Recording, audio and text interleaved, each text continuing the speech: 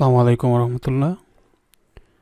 আমি ali4x.com থেকে আলিনুর বলছি। আজকের ভিডিও টপিক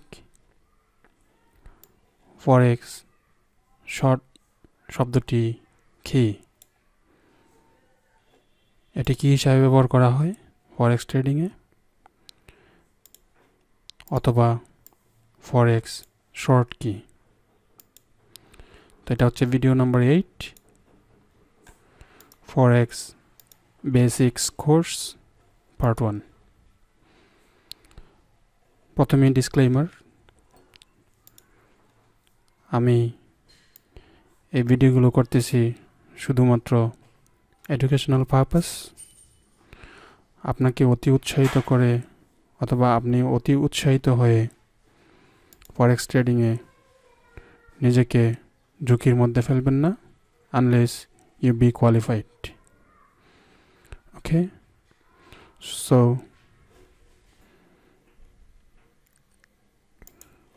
আসুন আমরা ফরেক্স শর্ট কি এই বিষয়ের আজকের আলোচ্য বিষয়গুলো জেনে নেই। ফরেক্স শর্ট কি এর সংজ্ঞা জানব, আমরা কি আসলে সেল করি নাকি ক্রয় করি। ওকে, এটা আমি এখন একটু কনফিউশন লাগলেও যখন এক্সপ্লেন করব তখন অবশ্যই বুঝে যাবেন। উদাহরণ লাইভ ট্রেডিংয়ের মাধ্যমে আমি MT4 সফটওয়্যারের মাধ্যমে উদাহরণ দিয়ে আপনাদেরকে দেখাবো। মূল কারেন্সি অথবা বেস কারেন্সি যখন সেল হয় তখন মার্কেটে কী ঘটে এই সম্পর্কে অনেক ট্রেডারই জানে না। এ সম্পর্কে আমি আশা করি আপনাদের স্পেসিফিকলি বলতে পারবো এবং নতুন কিছু জানবেন ইনশাল্লাহ। So let's get started. এখানে শর্ট বলতে ফরেক্স শর্ট শব্দটি ব্যবহার করা হয় সেলিংয়ের সিনোনিমস হিসাবে। মানে ফরেক্স সেল কি? ফরেক্স সেল হচ্ছে মার্কেট যখন নিম্ন দিকে পতিত হয় তখন সেটা হচ্ছে সেল। আসুন MT4 এর মাধ্যমে বুঝি। এটা ইউরো USD মান্থলি চার্ট। এটা কোনো বিষয় না আপনি কোন ধরনের চার্ট ইউজ করেন, সব কিছু একই বলতে গেলে। If I shift to the MT1, it's still the same thing. Okay, whatever, এখানে 9টা চার্ট আছে টাইম ফ্রেম। 9টা টাইম ফ্রেমের 9 ধরনের চার্ট পাবেন আপনারা। এখানে যদি দেখতেছেন যে market is bullish, buy trend, up trend, right. এখানে M1 আপনারা দেখতেছেন যে for the short term market went down. That means M1 মানে হচ্ছে মিনিট 1 মিনিট চার্ট। প্রতিটা ক্যান্ডেল রিপ্রেজেন্ট করে 1 মিনিট করে। 1 মিনিটে প্রতিটা ক্যান্ডেল ক্লোজ হবে। যে আপনারা দেখতেছেন এই যে very first the price is changing, okay, in every second, so to say. So মূল বিষয় হচ্ছে যে শর্ট কি। এই যে এখানে যদি আপনি সেল করতেন তাহলে এ পর্যন্ত আসলে আপনি 8 পিপস সংগ্রহ করতে পারতেন। ওকে, এই যে ডিস্টেন্স, নিম্নগতির যে ডিস্টেন্স, অথবা ইউরো USD, এখানে ইউরো হচ্ছে বেস কারেন্সি। বেস কারেন্সির যেই নিম্নগতি মূল্যের হ্রাস সেটাই হচ্ছে শর্ট।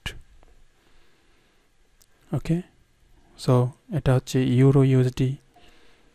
ইউরো হচ্ছে এখানে বেস কারেন্সি বেস কারেন্সি সম্পর্কে আগেই বলেছি, আপনারা আগের ভিডিওগুলোতে দেখে আসবেন।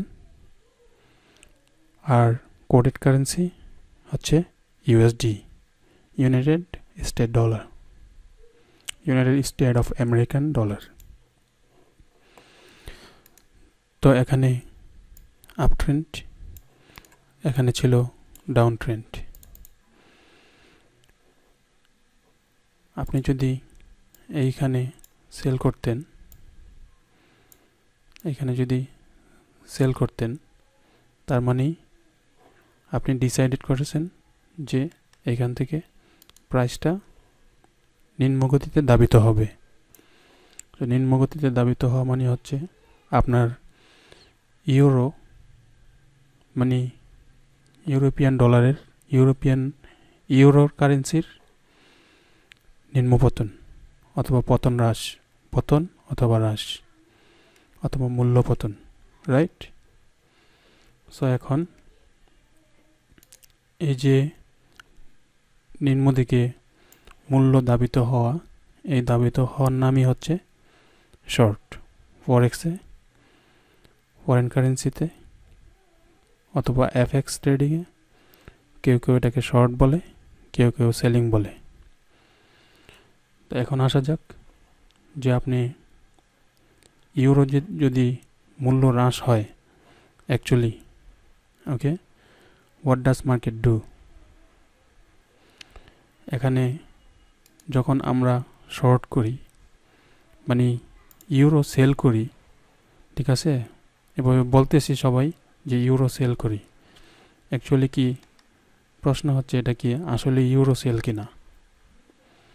কারণ আমার প্রশ্ন আপনাদের কাছে, আমরা যখন মার্কেটে যাই, বাজারে যাই অথবা আড়ং আছে আমাদের, ওইসব জায়গায় যাই, তখন সেলার যখন মার্কেট যখন কিছু আমাদের কাছে সেল করে, ঠিক আছে, মার্কেট যখন সেল করে তখন মার্কেটের কোনো কিছু প্রাইস যদি কমে, তাহলে কি আমরা কি সেটা কিনি না আমরা সেটা বিক্রি করি? এক কথায় উত্তর হলো আমাদের প্রয়োজনীয় অনুসারে আমরা সেগুলো কিনি, ওকে। এগুলো যদি, যেমন আলু, কেউ যদি জানতে পারে যে বাজারে আলুর দর 20 টাকা থেকে এখন 10 টাকা হয়ে গেছে, তো আলু কিনতে মানুষের they will be rushing together to the market, right? To buy the potato from the market. Same something like this. এখানে ইউরোর পরিবর্তে ধরেন আলুর মূল্য হ্রাস পাচ্ছে, ওকে। তো এখন কি আমি কি আলু কিনবো না আলু সেল করব? অ্যাকচুয়ালি আপনি এবং সবাই আলু কেনার চেষ্টা করবে।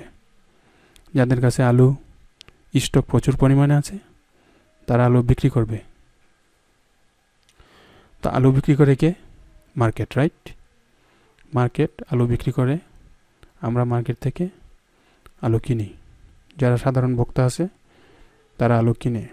আমরা রিটেল ট্রেডার, আমরা যখন মূল্য হ্রাস পায় তখন সেটা ক্রয় করি। এটা গেল বেস কারেন্সির হিসাব। আশা করি উদাহরণ সহ স্পষ্টভাবে বুঝতে পেরেছেন এতটুকু।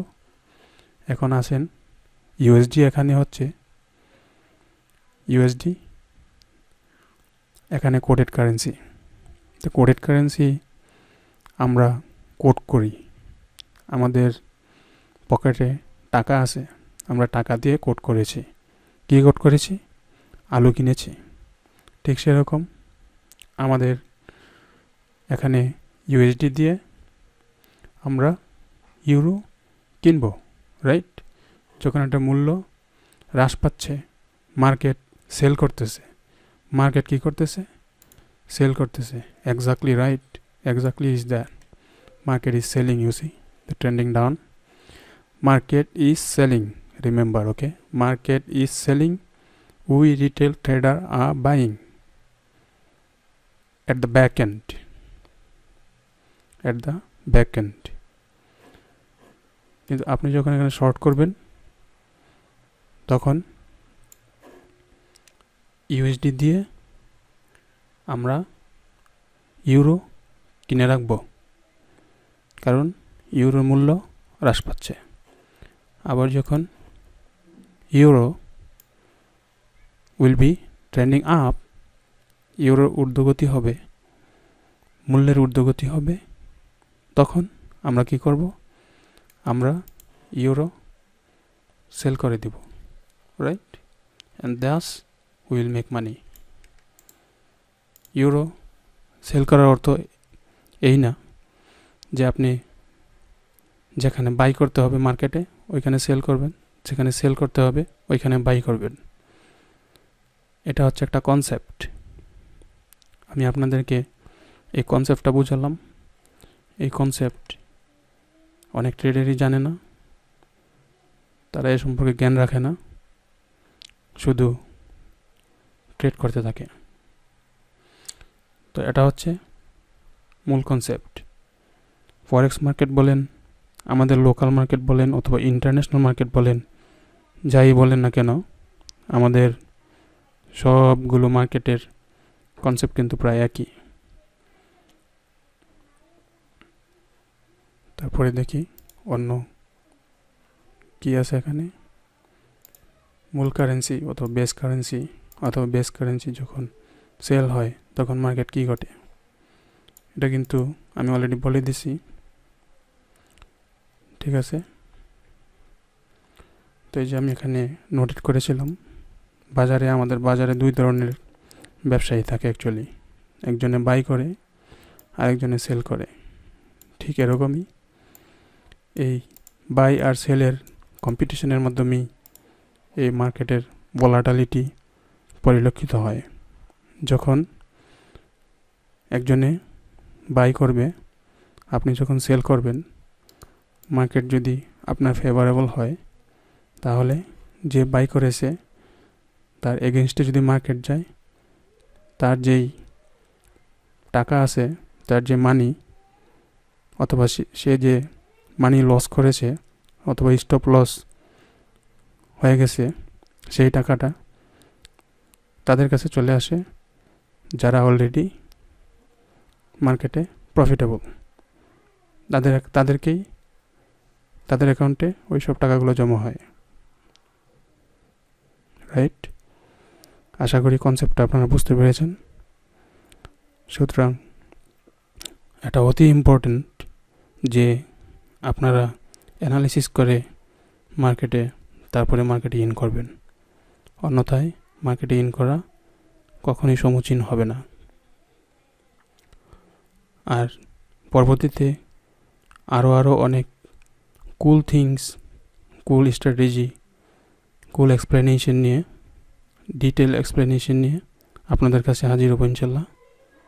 সে পর্যন্ত হ্যাপি ট্রেডিং, ভালো থাকবেন, সাবস্ক্রাইব ও আমার সঙ্গেই থাকুন। আমাকে জানান কী ধরনের ভিডিও চান আপনারা। সে পর্যন্ত ভালো থাকুন। আরেকটি কথা হলো, এর পরবর্তীতে আমি আরও ডিটেল যেসব বিষয়গুলো আলোচনা করব সেগুলো খুবই এডুকেটিভ এবং বাস্তবসম্মত। সুতরাং নোটিফিকেশন বেল দিয়ে রাখুন। আসসালামু আলাইকুম।